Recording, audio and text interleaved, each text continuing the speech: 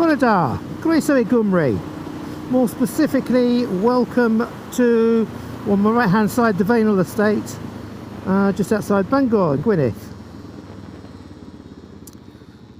I'm just having a little ride back towards Llanberis at the moment, as you do.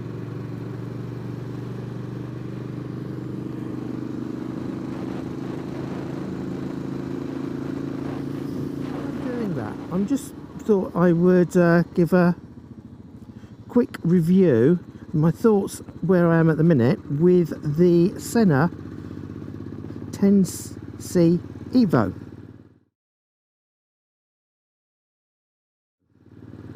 I think that's what it's called anyway. Right, basically I've got myself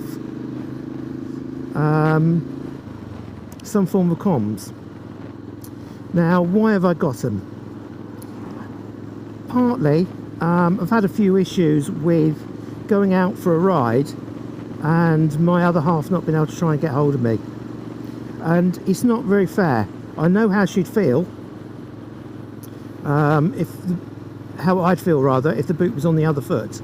So it's not really fair that she can't get me if she needs to. And likewise, if something went wrong, I can't got an easy way of getting in contact with her. So that was my first thought. Secondly, I wanted the ability to be able to talk to you guys and do more of a vlog. And then if at the same time, on top of that, I might be able to do a little bit of the old communication with another biker who's got communications, that would be useful. So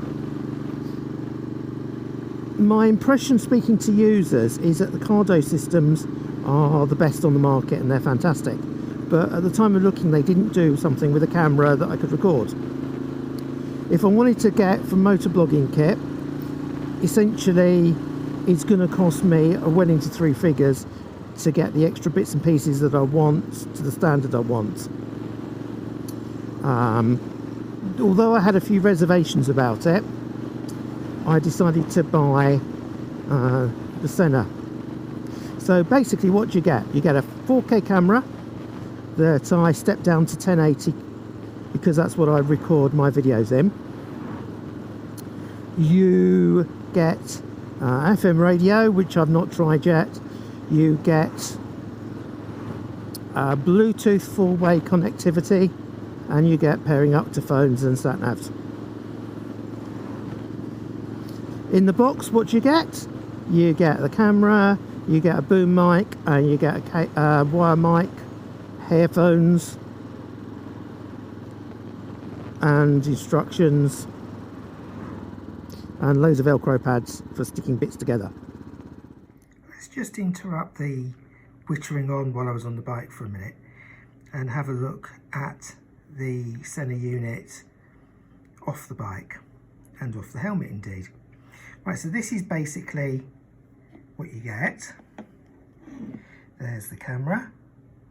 That little grey feature there allows you to alter the angle so that in theory you should always end up with a horizontal horizon whilst travelling in a straight direction.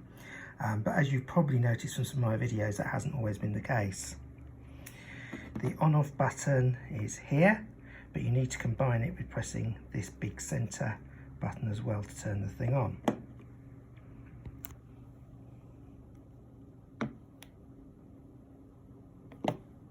So it's just turned itself on there. Those 4 flashes mean it's got plenty of battery. This is the antenna, and that's the camera button. And you press that to turn the camera on, and then press it again to get recording. But you can also just do a quick press to get a single shot rather than the video. Now, oops, bear with me a minute. This item here, this is what the headset plugs into, and you can see it's quite a robust feature, and I'm very comfortable with that. It's actually really good belt and braces fixing. This, however, is the micro SD card cover, and as you can see, it is just a flimsy rubber cover, as is the power. So when I've used it in bad rain, oops, let me just turn it to a position. When I've used it in there, I have had that closed nicely and I've not had any problems. However, it has to be said, let's just turn that off. It has to be said that I've not tried using the power bank in bad weather because I'm just not comfortable with the integrity of that as a sealed unit in bad rain. Looking at the inside, this literally is just what it looks like, a sliding fixment onto the side of the helmet. And I'll try and show you a picture of this unit connected to the helmet. Once I've done that, we'll go back to the video.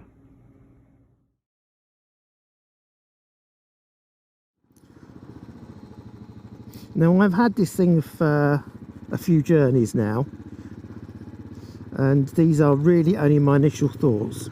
Now, bear in mind, although I've been around IT to a degree since the mid-80s, and I'm not uncomfortable with using it, I wouldn't call myself an expert user. I'm just a regular user and have been a user for many years. So, here we go. 1, the camera. Drains the battery. Although you're supposed to be able to get a whole day riding with it, if you put the camera on, you only get really an hour and then you've lost all your comms. 2, wiring of the headphones in, really easy. I've got to say, going in this K-Berg helmet was a treat. It was really easy, fantastic, loved it to bits. Fitting the unit to the side of the helmet, again, really easy, firm, no issues with that. Now, there are supposedly issues with waterproofness. Now, I've ridden in quite some bad weather, and providing it's not got any other wide connections in other than the earpieces and the mic, I've not had any issues. Long term, I'm not sure. I reserve judgment, and it's something I'll report back on. Ease of use while on the helmet, well, to be honest, I'm all fingers and thumbs with it. I'm not used to it. It's going to take a bit of getting used to. FM radio I've not used.